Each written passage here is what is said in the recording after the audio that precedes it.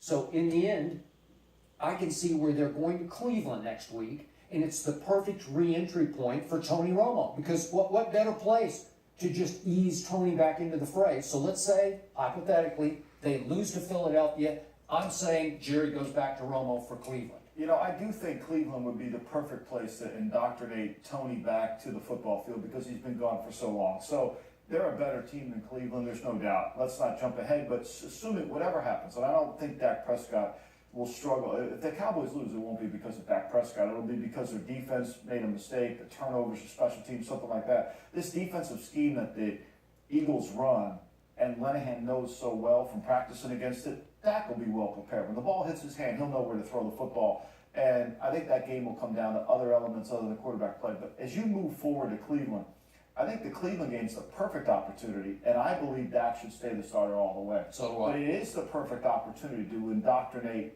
Tony Romo in the fourth quarter, if you have the lead in that game, to allow him to feel the game again. Because you just can't turn to Tony and say, go in there, guy. You have had no preseason. You missed almost the entire year last year.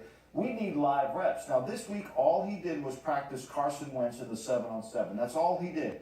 Next week, they're going to ramp him up a little bit more. I still think it's a long way away, and if you can get a lead on Cleveland, and you can utilize that time in the Cleveland game to allow Tony Romo to get his feet wet again, I think that's a great opportunity, and I'm saying that as a Prescott fan.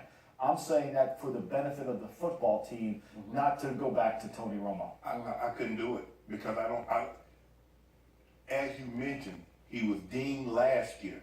He got dinged early this year. I'm not putting Tony Romo on the field until I absolutely have to.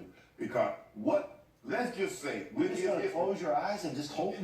Basically, You're going to close your eyes. Don't ever confuse hope for a plan. Well, because Okay. if you know this, Michael, if you limp into the season, you limping out of it. Right, so say he goes out there in the fourth quarter against Cleveland and that monstrous Cleveland Browns rush that we all fear actually hits him and he gets hurt again. You know the answer. You know the worst place to be in pro sports is maybe. That's the worst place to be is maybe. We need an answer on Tony. We need an answer on Tony.